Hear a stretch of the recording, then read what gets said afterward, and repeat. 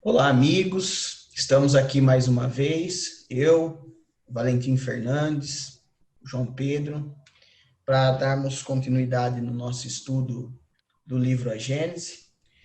E hoje nós vamos continuar no capítulo 1, né, a partir do item 14. Então, antes da gente começar, eu gostaria de convidar o João para fazer uma prece, né, para que nós possamos então iniciar os estudos. Você faz a prece para nós, João? Com certeza.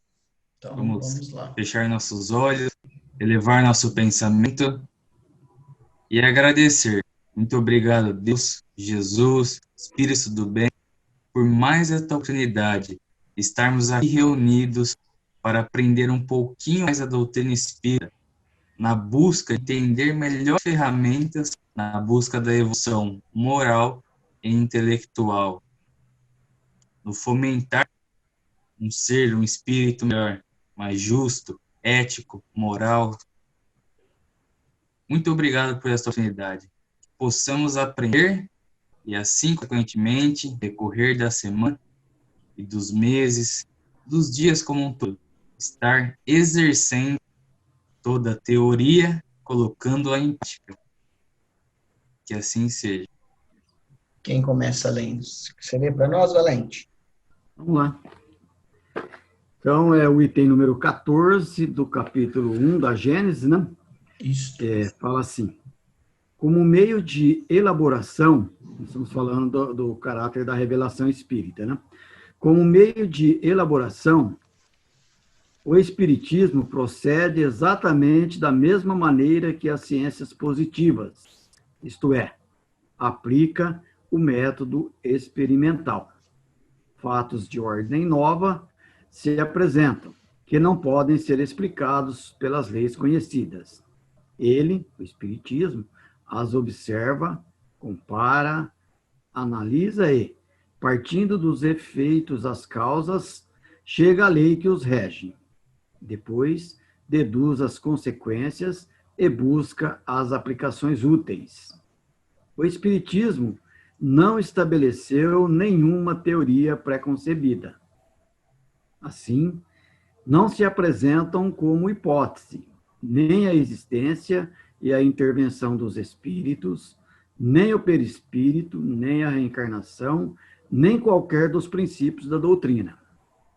Conclui-se pela existência dos espíritos, porque essa existência resultou como evidência da observação dos fatos. E assim, os demais princípios. Não foram os fatos que vieram posteriormente confirmar a teoria, mas foi a teoria que veio subsequentemente explicar e resumir os fatos. É rigorosamente exato, portanto, dizer que o Espiritismo é uma ciência da observação e não produto da imaginação. As ciências não fizeram progressos sérios, senão depois que os seus estudos se basearam no método experimental.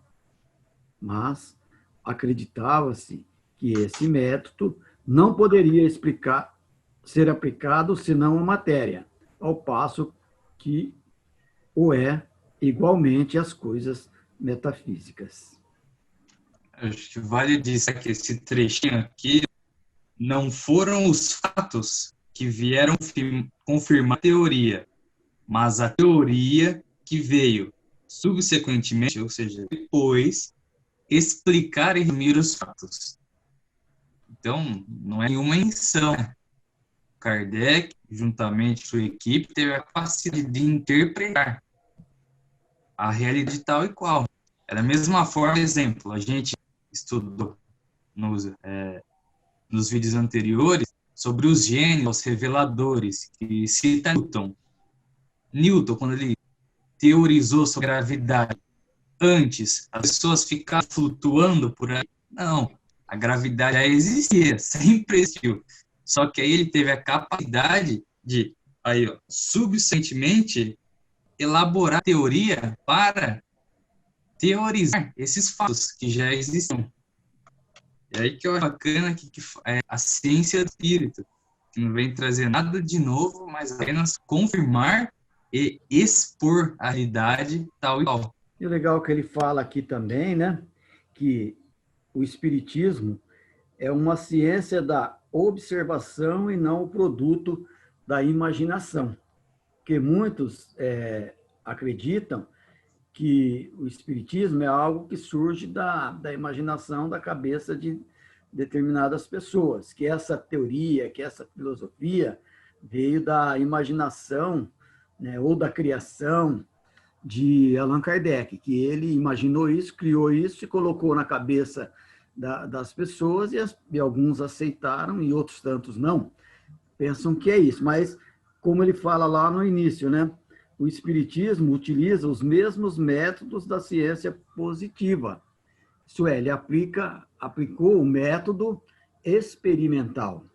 Então, antes que ele chegasse à conclusão e tivesse a ideia de colocar no papel o que nós chamamos da codificação, ele fez vários experimentos com vários médiuns, fazendo as mesmas perguntas para vários médiuns em vários locais, coletando essas respostas, observando a universalidade delas, as quais eram mais, né, próximas umas das outras, e daí ele fez a codificação. Então, ele fez uma experimentação. Mas muitos não aceitam, né, que as ciências da metafísica possam fazer experimentações, porque a ciência convencional só se apega ao que é palpável, o que eles veem, pode ser visto pelo microscópio, o que pode ser observado. E os fenômenos espíritas, eles se passam de uma forma subjetiva. Mas nem por isso deixa de ser, ou deixou de ter, um experimento, que fosse feitos várias experimentações para que se chegasse a essa revelação. É o que ele fala aqui, né, no final aqui. As ciências só fizeram progressos importantes depois que seus estudos se basearam sobre o método experimental.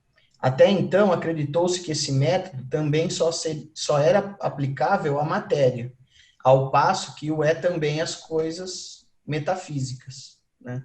De primeiro é tudo meio de uma forma meio empírica, né? Fazer um negócio e tocando para frente. A ciência também ela evoluiu a partir do instante, como fala aqui, né? Que se passou a fazer experimentos também. E a ciência espírita não surgiu senão também através de experimentações. Até porque Kardec deixou claro, né, que a razão é uma coisa metafísica.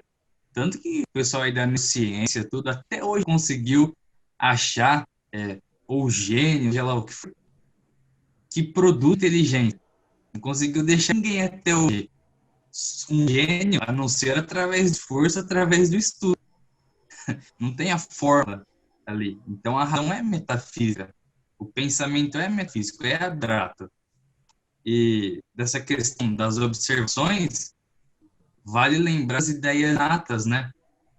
Que o Kardec também falava. Como que pode criança prodígio de 4, 6 anos, se passou aí um moleque de 9 anos na Bélgica, se eu não me engano, 9 anos, formado em engenharia elétrica e fala 2 idiomas. Como que é possível isso? A criança, 9 anos, mal teve experiência de vida, nunca saiu do país dela, mal saiu do estado, e ela tem capacidade de 3 idiomas, concluiu uma graduação de ensino superior. É um gênio. E aí Kardec fez essa observação, né?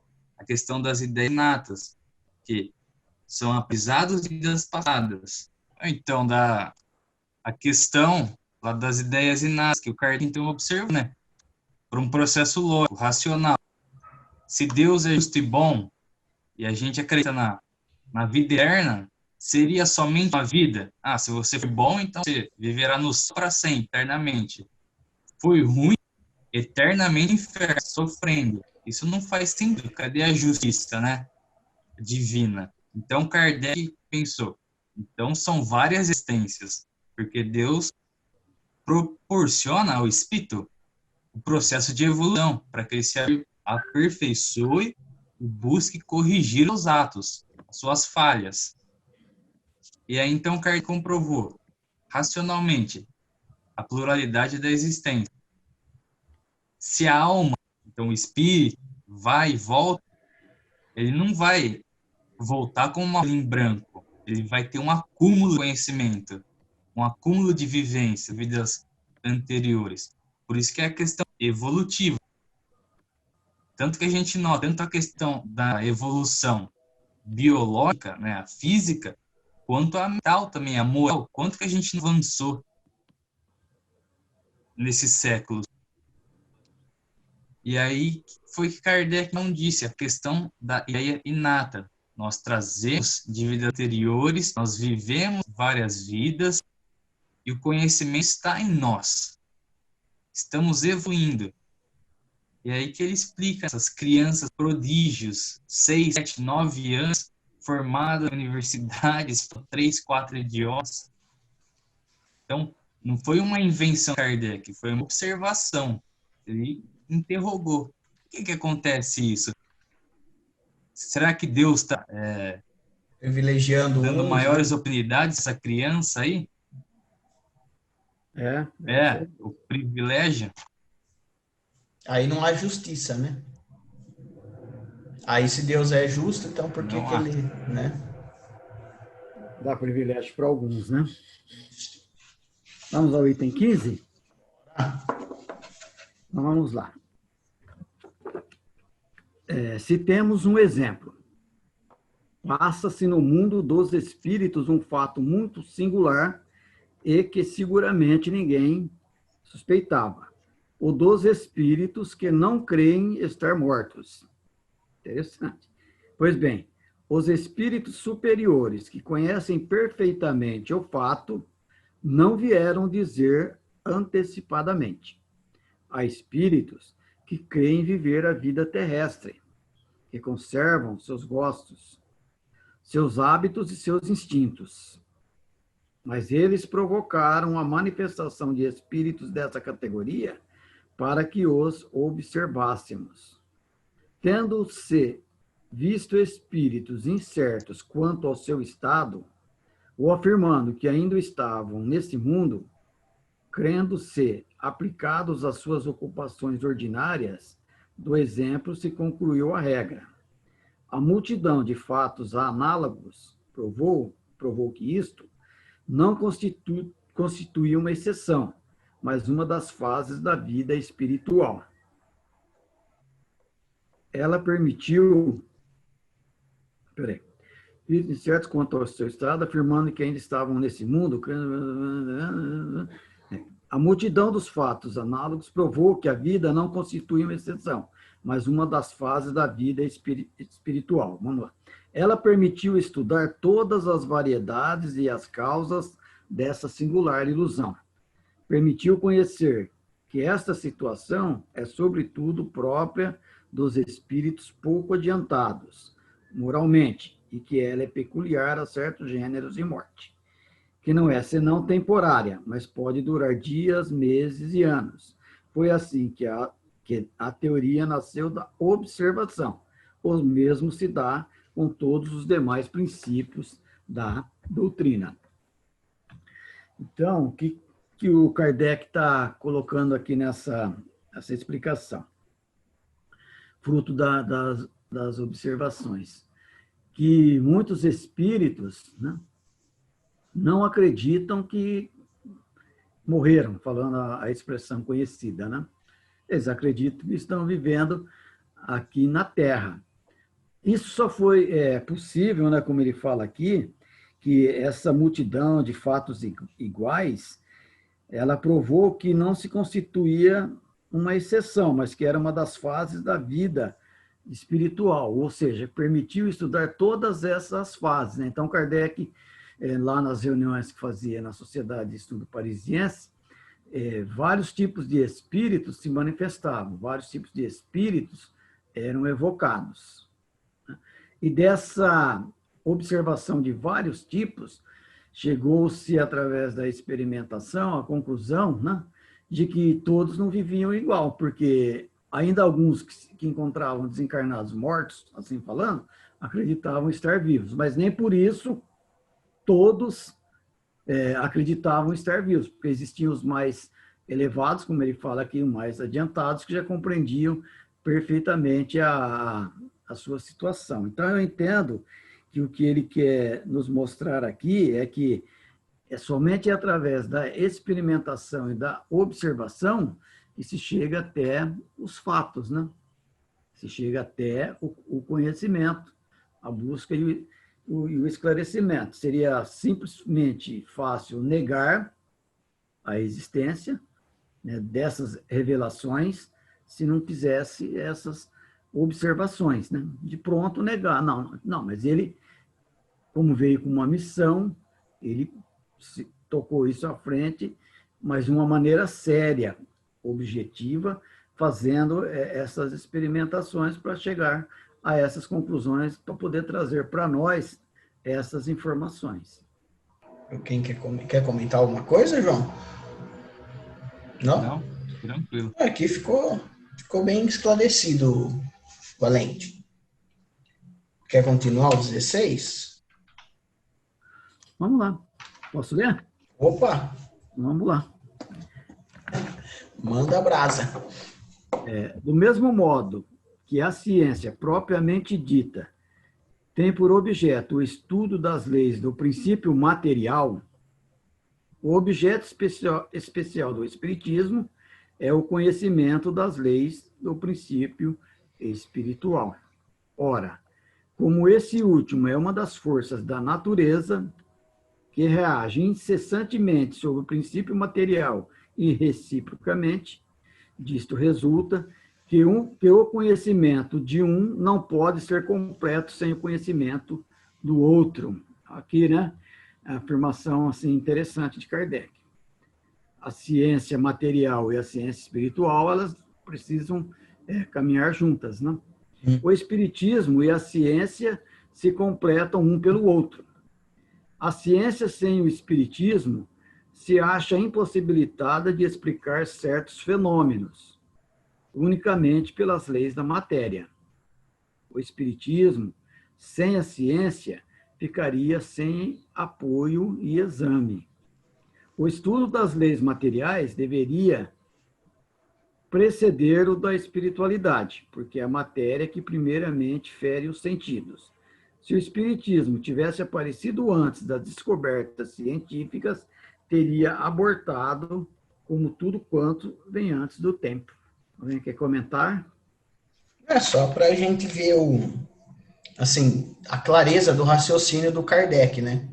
Como ele vai criando um raciocínio e depois ele vai argumentando e justificando aquele raciocínio que ele tá falando, né? Porque de repente alguém poderia falar: então por que não veio primeiro a revelação das leis espirituais, né?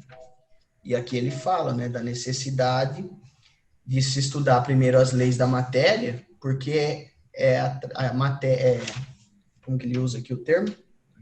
Porque é a matéria que primeiro fere os sentidos, né?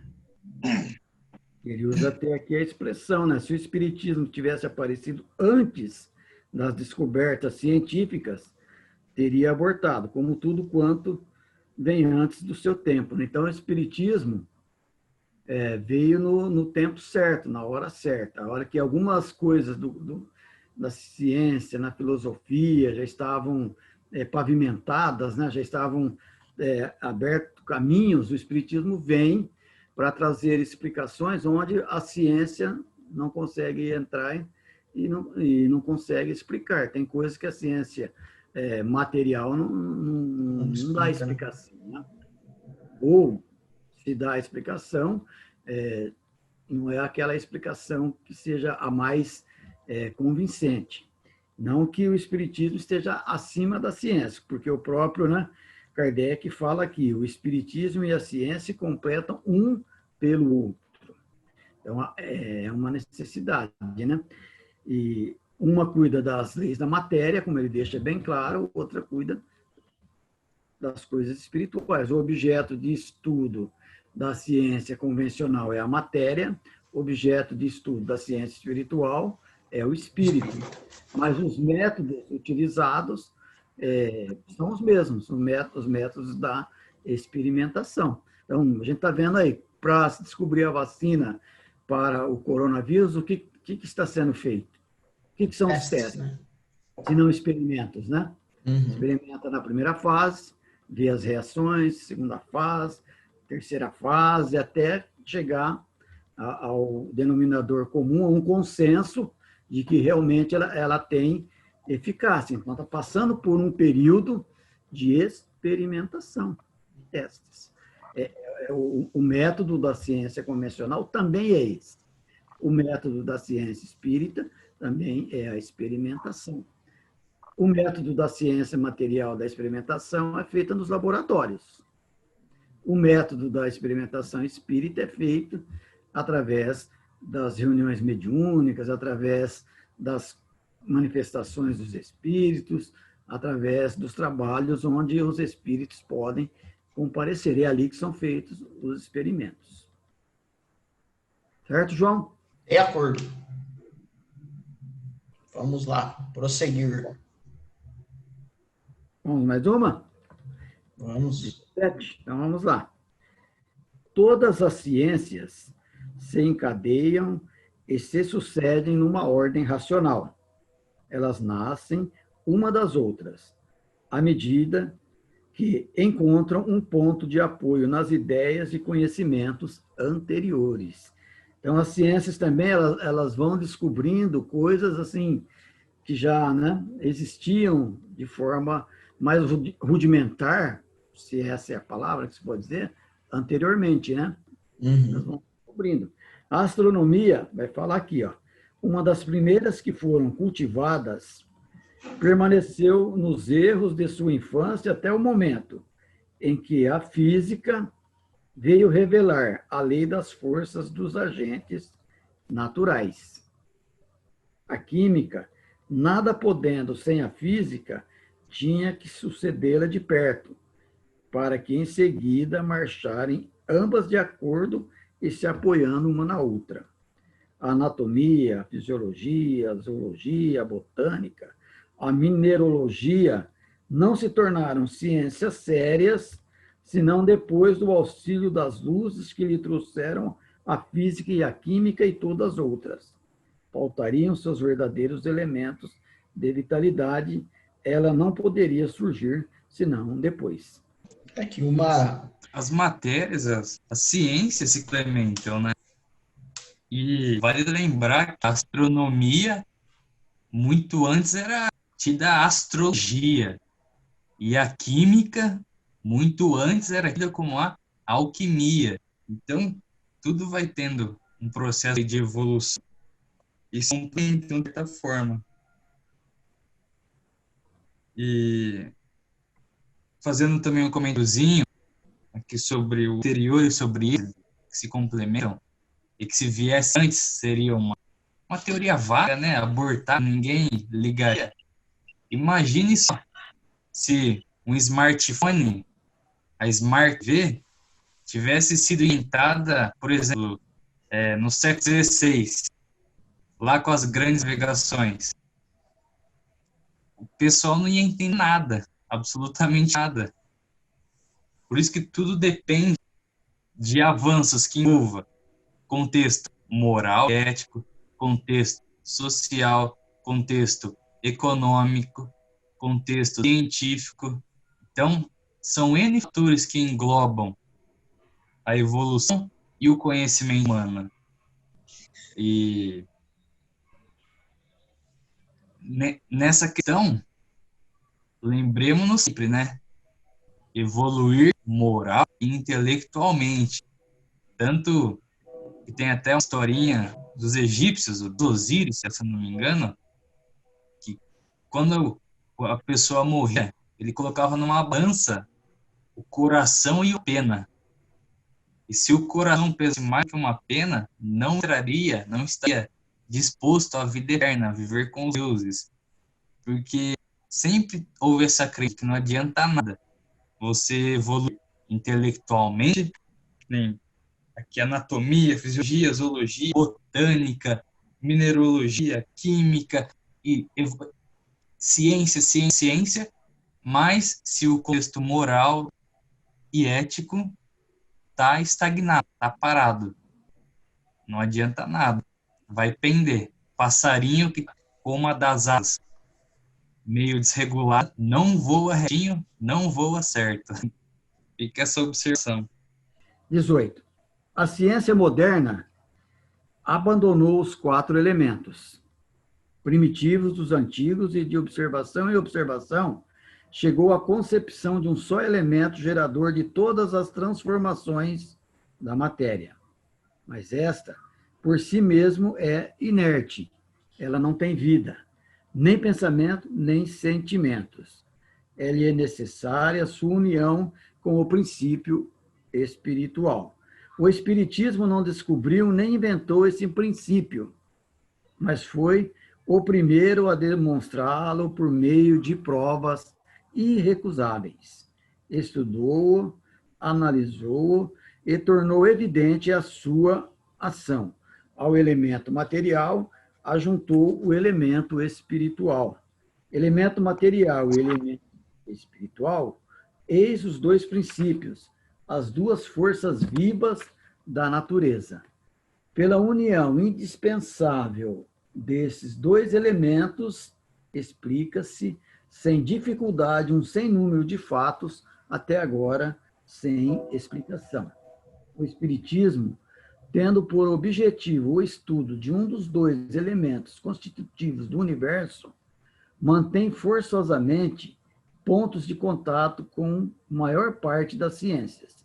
Só poderia vir após a elaboração das mesmas, e nasceu pela força das coisas, da impossibilidade de tudo explicar unicamente com o auxílio das leis da matéria.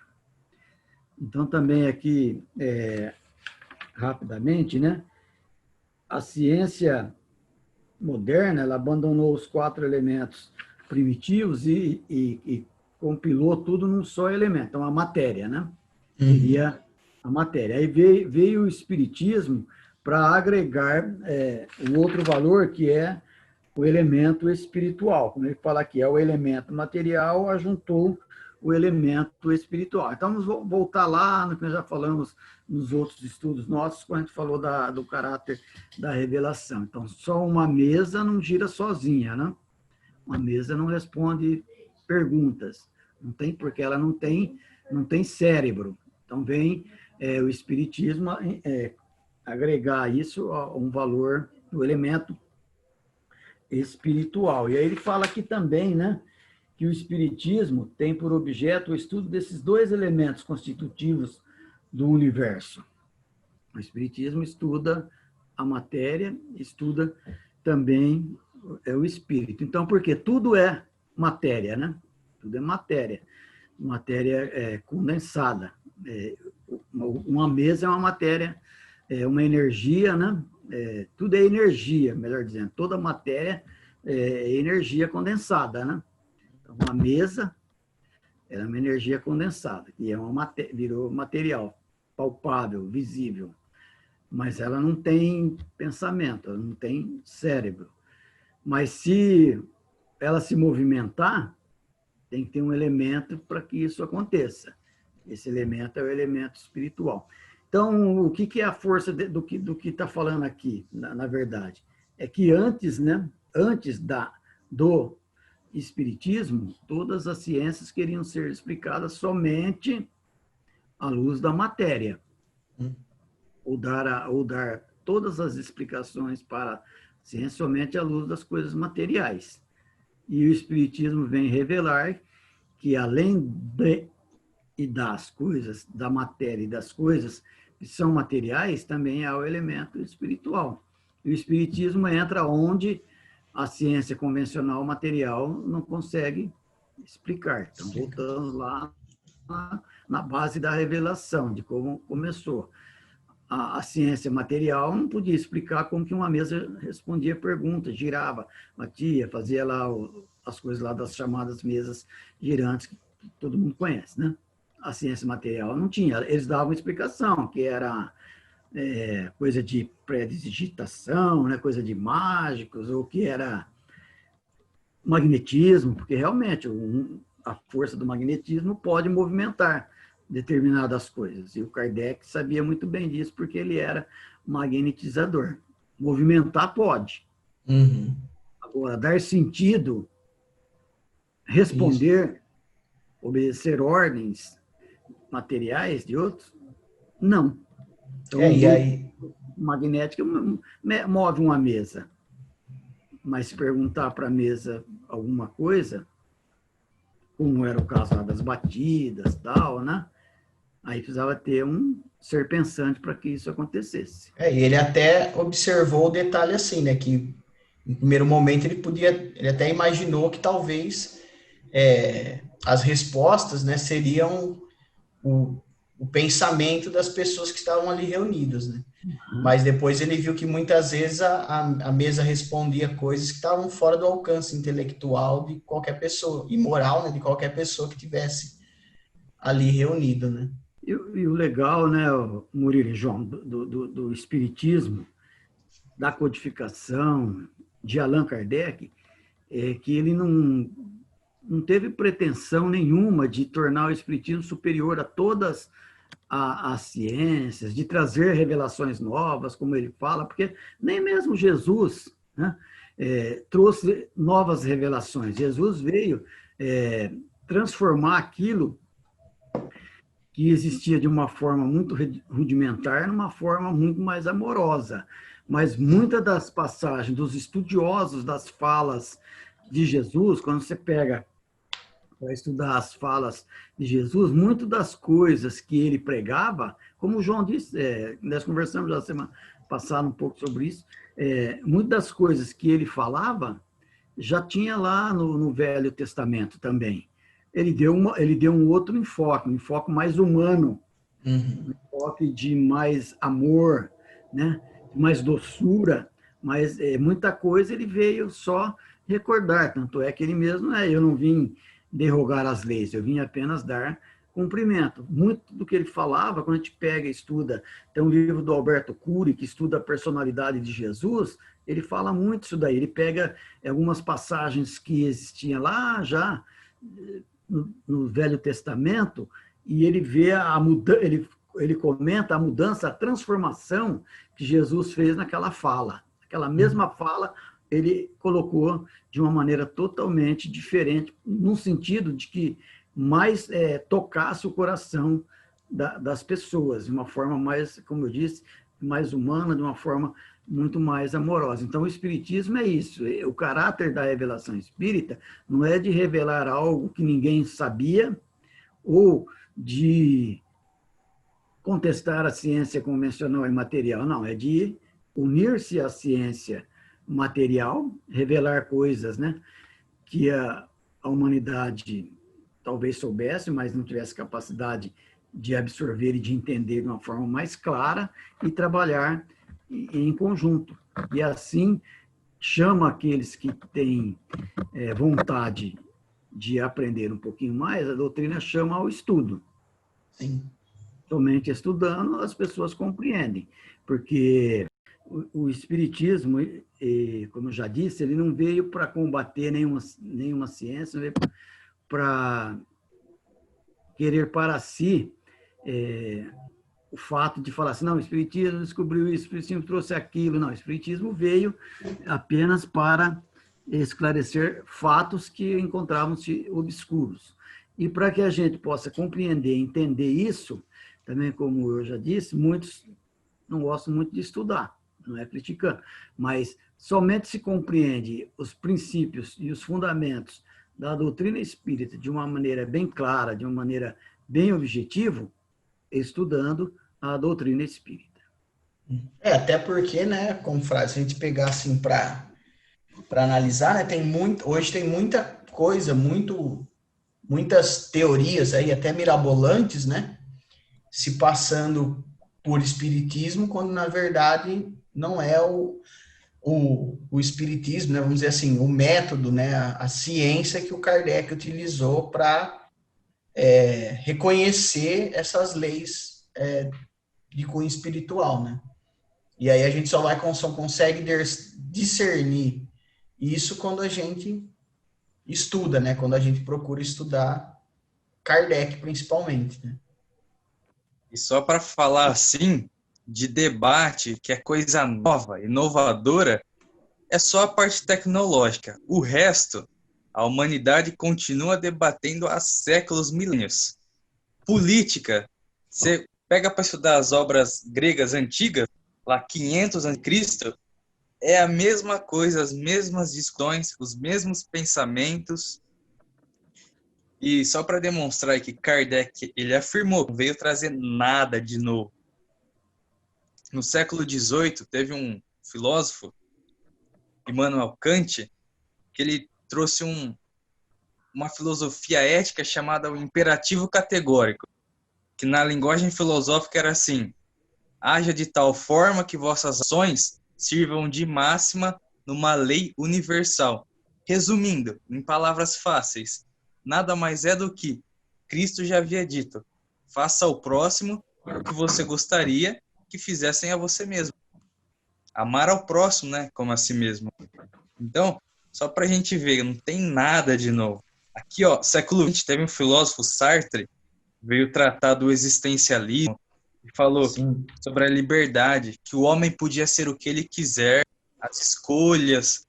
Mas calma, nas passagens não tem aquela frase marcante: vós sois deuses, podereis fazer o que quiseres? São debates que antigos, milenares. Nada do que a gente debate é novo. E muita Exatamente. gente quer ficar inventando o sistema, tá inventando a roda novamente, sendo que a roda já foi inventada. É mais ou menos isso. Então, alguém gostaria de falar mais alguma coisa? Acho que é bem isso aí, o João concluiu bem. E que você disse também. Quando a gente fala, assim, às vezes, sobre a importância de estudar, e que muito do que fazem por aí, muitas vezes, não é o espiritismo de Allan Kardec, não é no sentido de depreciar o trabalho de ninguém, mas é no sentido de defender os serviços daquele ou de quem muito se preocupou por trazer uma doutrina muito bem fundamentada, no sentido de que não se preocupa com quantidade, mas com a qualidade.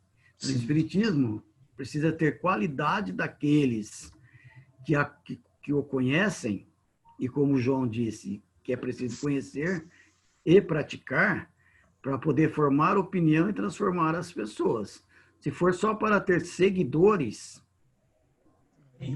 já tem bastante por aí com seguidores.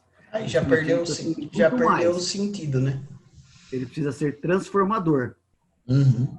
Ele precisa criar. E foi para isso que Allan Kardec, né? E foi para isso que os espíritos vieram, e através de Allan Kardec, através da codificação, estão aí, estão aqui até hoje conosco, para fazer transformação, não é para só simplesmente ter aceitação, É ter o que multidão.